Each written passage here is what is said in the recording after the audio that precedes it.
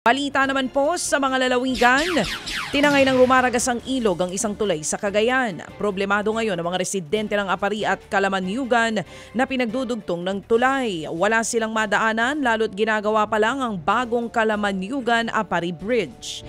Sa Tuguegarao naman mga kapatid, humupa na ang baha. Pero hindi pa rin magamit ang ilang classroom dahil sa mga may nananatili pa rin na mga evacuee. Nabasa rin ang maraming gamit ng mga estudyante at guro. 35 araw na walang pasok sa probinsya ng Cagayan dahil sa mga bagyo at pagbaha. Higit 250,000 estudyante ang apektado. Kaya para makahabol, magkakaroon ng remedial classes simula ngayong buwan hanggang sa Enero ng susunod na taon. At ito nga po ang ating mga balita, napalaboy-laboy ngayon ang ilang pong mga residenteng nawalan ng tirahan sa pagtama po ng Bagyong Pepito sa Catanduanes. Kahit pa ang mga sementadong bahay ay hindi nakaligtas sa malalaking alon at baha na hatid ng bagyo. Ang ilang mga taga roon ay sa sidecar na lamang daw naninirahan ngayon. Problema po ng LGU ang paubos ng ayuda para sa mga residente. Sa pagtansya ng mga opisyal, posibleng abutin na higit sa 1 taon bago makaabangon ang mga residente.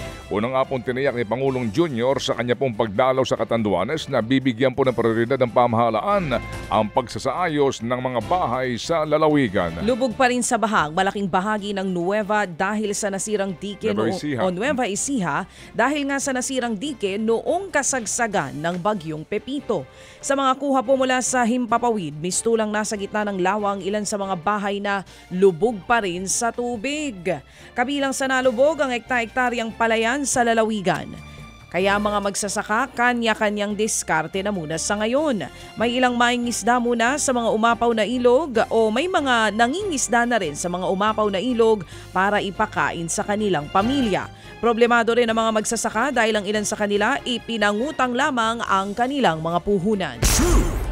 Samantala po naman, halos 2 milyong piso ho ang pinsala sa agrikultura o 200 milyong piso ang naging pinsala sa agrikultura na iniwan po ng Bulkang Canlaon sa La Castellana, Negros Occidental naman.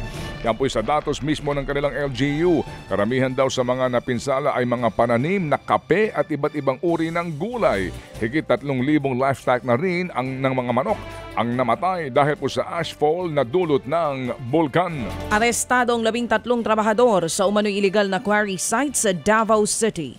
Hindi na nakatakas ang ilan sa mga trabahador nang sumalakay ang mga otoridad. May ilan namang hinabol pa hanggang sa kanilang mga bahay. Ayon sa NBI, walang sapat na permit para mag-operate ang sinalakay na minahan. Ang depensa ng ilang trabahador, nadamay lamang sila at hindi alam na illegal ang pinasukan na trabaho. Maharap naman ang mga naarestrong trabahador sa reklamong paglabag sa Philippine Mining Act. Ang tanong dyan, bakit NBI pa ho ang nanguna at hindi yung LGU?